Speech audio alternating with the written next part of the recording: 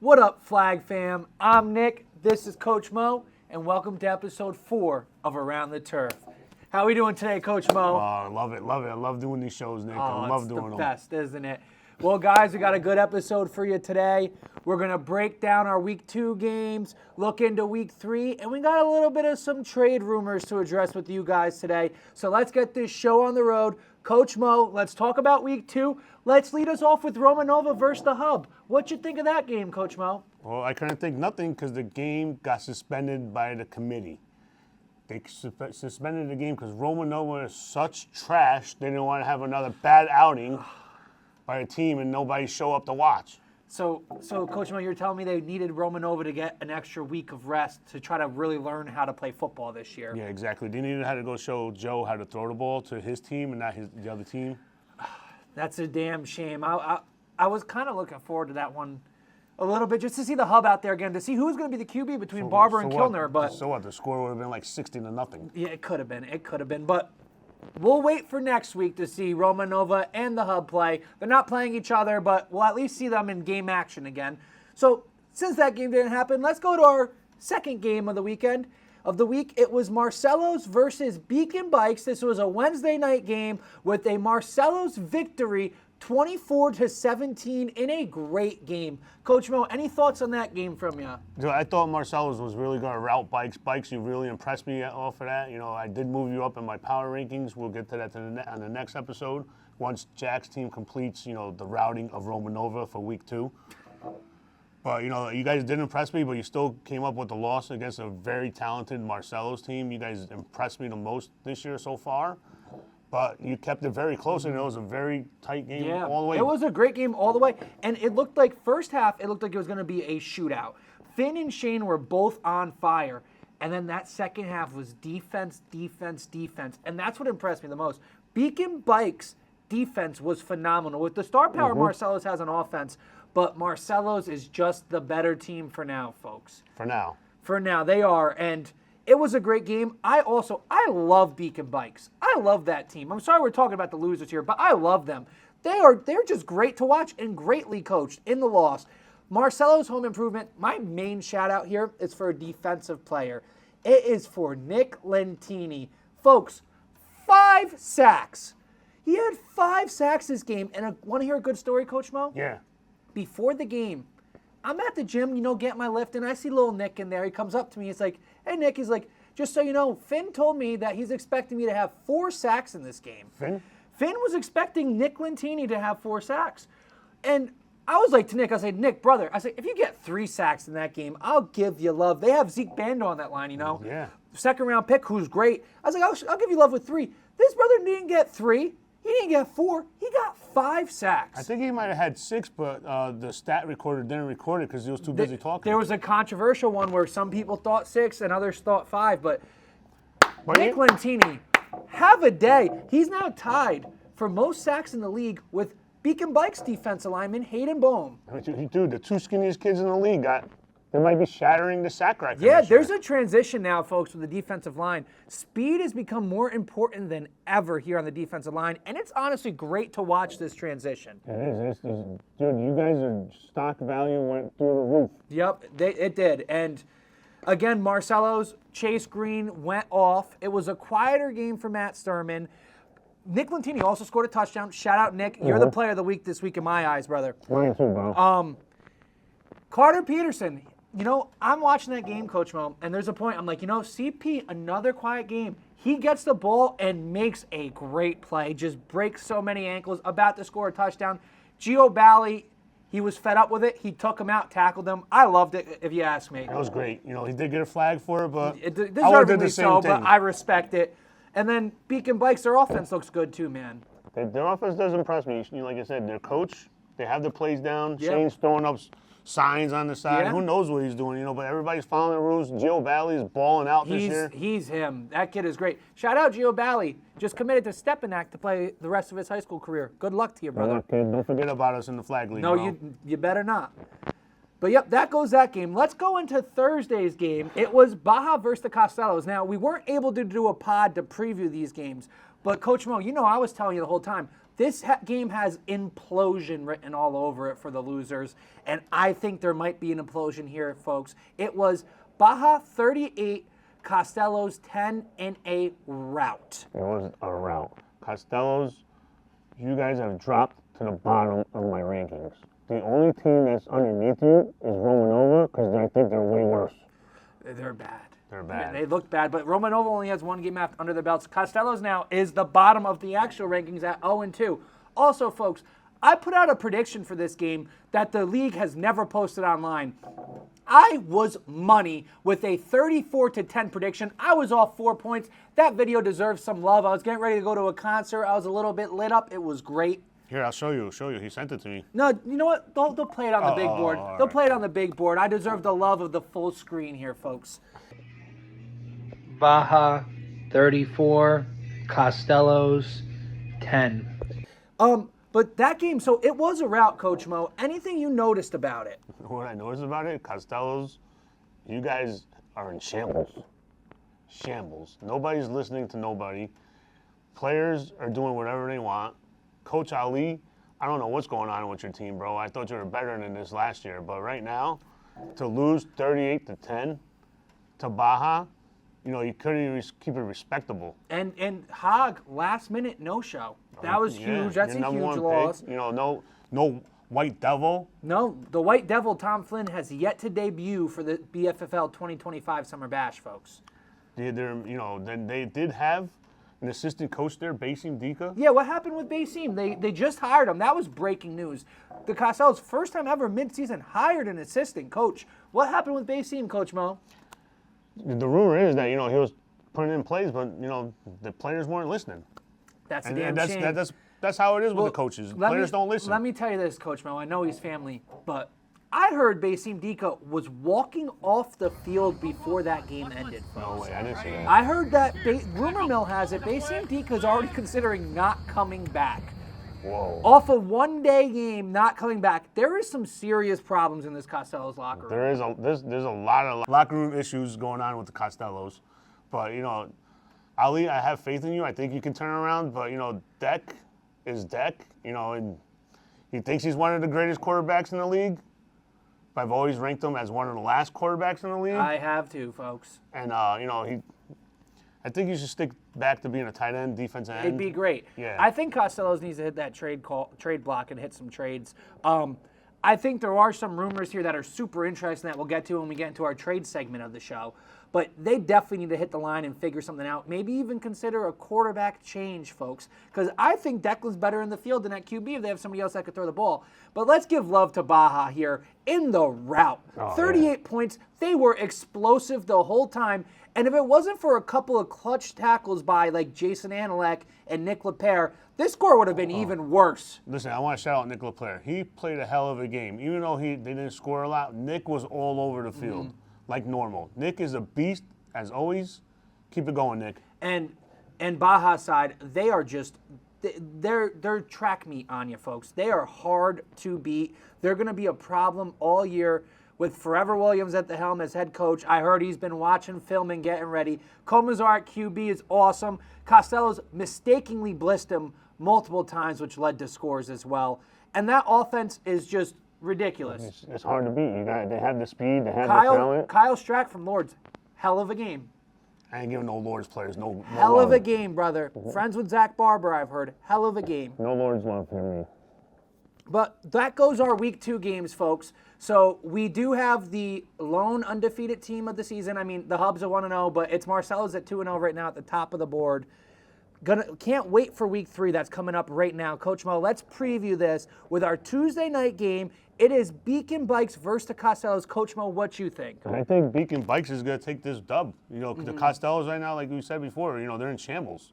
I don't think they can turn it around that fast within 1 week, unless they make some trades, before the game tomorrow. I think it's going to be a rout. I think they're going to lose maybe 37-14. That's a blowout, folks. So for this game, to me, looking at it on paper, it kind of seems like a trap game. It kind of seems like a game where, Costellos are 0-2 but have talent. Bikes, 1-1 but just played probably the best team in the league and gave them a game. it looks like a potential trap game where Costello's can steal it. However, Coach Mo, I have breaking news. Tyler the Hog Hate is doubtful for this one, folks. Again. And then Tom Flynn, the White Devil, he was supposed to be making this his debut game, but I heard he got some calls for some box seats at Yankee Stadium. Whoa. I don't know if he's going to pass that one down. So that's missing 2 weapons again. So if that's the case, Beacon Bikes in a rout. I could tell you this, folks. Shane Green, he states he's dropping 50. Whoa, he said it? He's dropping 50, and I'm all in buying it, folks. It's going to be 54-21. 54? 54, I'm buying Shane Green. Shane Green said he's going to drop 50. Shane Green said he's dropping 50. Shane, you better live up to it. Shane Green said he's dropping 50 in this, and I am buying it. Costello's, it's implosion season, folks. Make some trade calls, make some moves. You're going to have to do something. 0-3 don't sound too good to me. No, me neither, but I think they will be 0-3. Yes, for sure. Now let's go to our Wednesday matchup. This could be the game of the season, folks. This is the game of the week. Without a doubt, this is the game we're looking most forward to. It is Marcelo's versus the Hub. Coach Mo, what do you think about this one? I think this is going to be a very tight game. It might go into overtime. It might go into double overtime. It might be a tie at 21-21, but I think it could be 24-21 or vice versa, either team. It's a tough game, folks. I mean, these look like right now the 2 best teams in the league. I mean, the Hub's only played 1 game, so I'm interested to see how they go. I think Marcelo's has the best receiving core in the league, but I think the Hub secondary is up there for best in the league. Them and Baja, I think, are the 2 best secondaries we have in this league. So that's going to be a great game. A great game. Who's going to be QB? Luke Kilner or Zach Barber? I think Jack might use my strategy and do both. That's not a bad call, Coach Mo. You know, it's actually very smart because Barber can make the throws, but you also want Barber in the field to make some plays too. That's genius. My prediction here, I have Marcelo's ranked as my top team in the league, but they're going down in this game here, folks. I think this is going to be a low scoring, 17-10, the Hub with the win. It could be vice versa. Either way. It's going to be a great game, and I can't wait. I see this being defense, defense, defense. Coach Mo getting a call, that's okay. Now our Thursday night game, we have at 7:30 p.m., we have Baja versus Romanova. Coach Mo, what do you think? Do you want to know what I really think? Yes. I think Romanova is going to quit by the second quarter this time and not the third because it's going to be like 55-0 by halftime. Sorry, I got to take this quick message. Take your call. We'll be right back. Coach Mo is going to take a call, and then we're going to do a smoke break.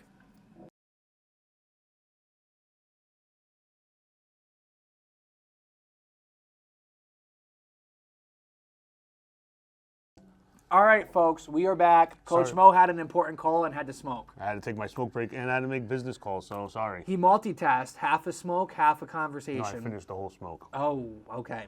Sounds good, Coach Mo. One day I'll do it with you, not today.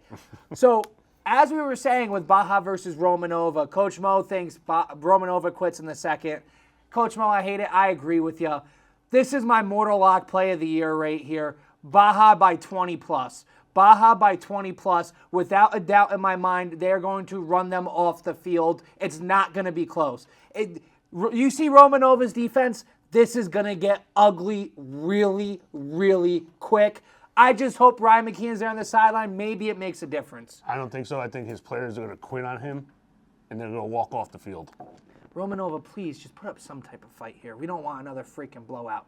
But that goes our Week 3 game predictions and preview, folks. Wait, I think this might be the last game for Romanova because I think the team is probably going to dismantle after this big-ass How loss do we do? What are we going to do if there's only 5? It's going to be something to talk about. Week 1, we'll probably get a bye. Yeah. No, we probably will. So, let's get into some trade rumors, folks. My phone's been ringing all day about all these rumors, potential deals coming out. It's time for teams to start making trades. They're starting to see what's going on. Some desperately need it. Others could use, a couple extra weapons. So I've put together a list of some guys on the trade block, and we'll break them down real quick. The number 1 guy on the trade market right now, folks, is Mike Bologna. The 14th ranked player in this league has officially requested a trade off of Baja due to him being virtually benched against the Costellos, which is shocking to me. He's a great player. Baja still smoked him, so you can't say too much about it. No. But his name is available. Right now, my number one source is telling me that Costellos are trying to work something a little bit sketchy here for him, folks. We'll get, as we go deep. What do you mean sketchy? Like what? We'll get into it as I get to the end of this segment, because the end of this segment is a few Costello players that are on the trade block. You got to trade the whole team if I was their coach. They're the most team recognized here. But yes, there's some sketchy things. But if not Costellos, folks, watch out for Beacon Bikes trading for Mike Bologna, which I think that's a great fit right here. That would be. That could be what propels you to championship #1 team Beacon Bikes. I think you make the call before Costellos does some shady shit. Number 2 on the trade block, Matt Manzuello, Mo's MVP pick here, folks. He was. He played one game. Romanova didn't play this week, but I think Matt Mans really sat on the couch and thought about it some more and realized he needs to be off this team. 100%. I think Matt Mans needs to go to a contender and win me that MVP. Yeah, Coach Mo is counting on you. Matt Mans would have a huge market for him. Romanova needs more. This is a perfect way for them to get more on their team, to be able to spread that ball out and a team to get a superstar player. Number 3, also a Romanova player, John Janos.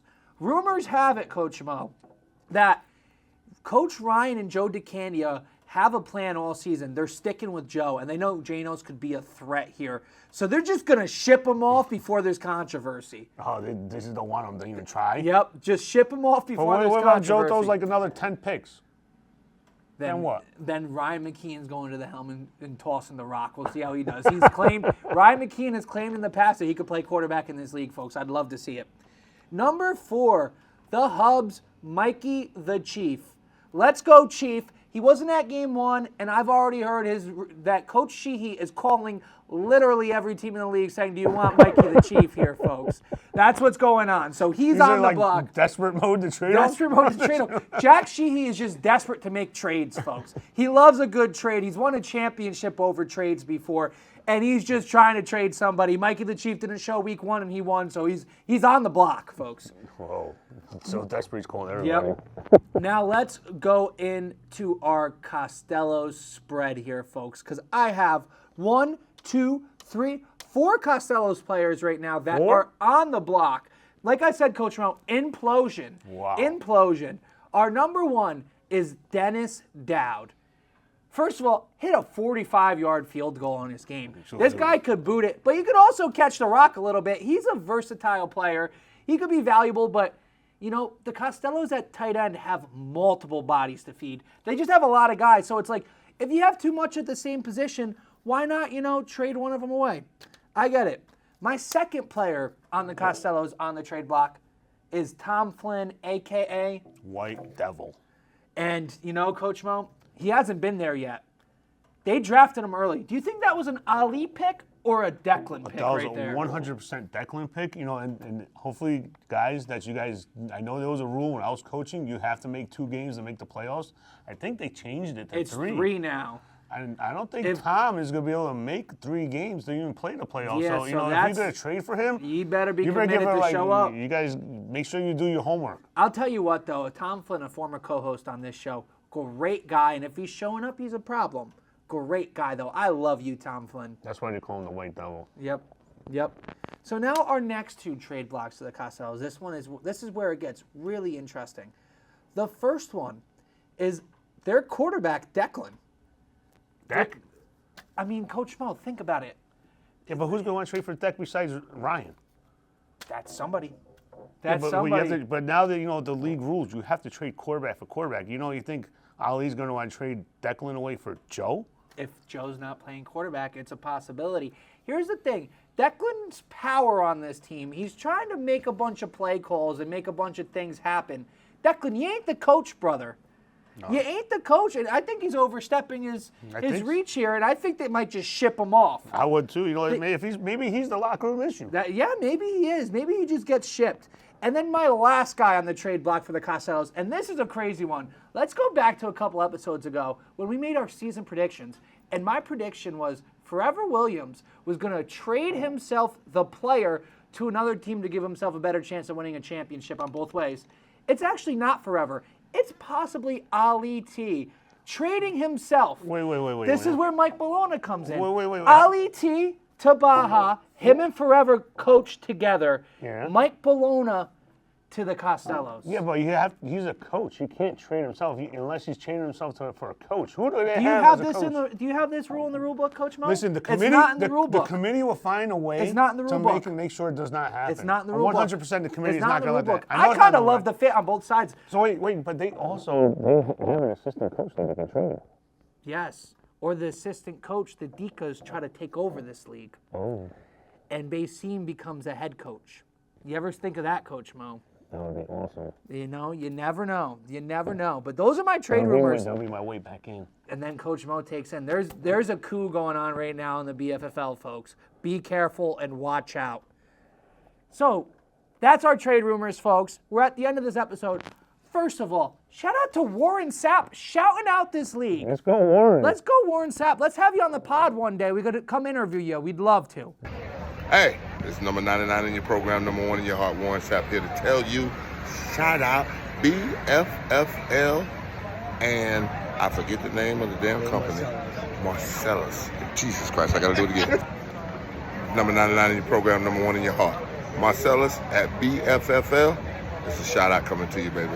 Do your thing. But we're going to end our episode, folks. We just have one more segment, the most famous segment of the show. It is Coach Mo's Rants. Coach Mo, what do you got to talk about? This week I have some rants that I want to get to, especially is going to be on the refs. Refs, you guys have whistles. Use your whistles. What do you got them wrapped around your hand for? Like, They you don't just know how. Just to like look pretty, like, oh, I'm a ref, I have a Yep. whistle. Use the shit. Nobody can hear you. Nobody knows when the players are down or anything.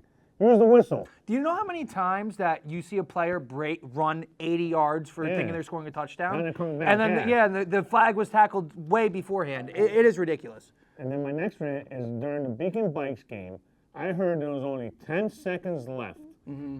And the Beacon Bikes still had like 3 minutes left to go run down the field to try to score a touchdown. The refs, are you guys utilizing your clock? How's 10 seconds take 3 minutes? They had 5 possessions till you guys blew the final whistle off of 10 seconds. That was like ridiculous, Coach Mo. So Beacon Bikes had a chance to tie the game, turn the ball over, and everybody on the sidelines like, oh yeah, Marcelo just has to knee it a couple times, it's game over. Yeah. Marcelo's knees it 3 times. Beacon Bikes didn't have enough timeouts. Then Beacon Bikes then gets the ball back, and they have a whole drive before the game ends in an interception. The last minute and a half took 15 minutes. Exactly. Who was doing the clock? That's horrible. That's like cohesion all the way to Yeah. let Beacon Bikes win. Yeah, they literally were trying everything in their power to give Beacon Bikes that game. It was ridiculous to see. That was crazy. Anything else? Then I have another complaint. When you're up by 30 and still looking for calls from the refs or complaining that, you got held or something like that, stop being a little bitch and complaining. Play the fucking game. If you're going to complain like that, just go home. And I think a couple of those players, you know who I think you are. But don't be acting like little bitches complaining when you're up by 30 points. I can see if it's a close game, but when you're up by 30, stop crying. You tell him, Coach Mo. You tell him. I get why I that think this grinds your is gears. so stupid. Yeah, because you already won the game. Yeah, and you're still Game's crying over. like a little fucking bitch. Yeah, game is over. Well, Coach Mo is heated, folks, and that will conclude episode 4 of Around the Turf. Be there at this week's game, guys, or suck it. I'm Nick, this is Coach Mo, and it's a pleasure.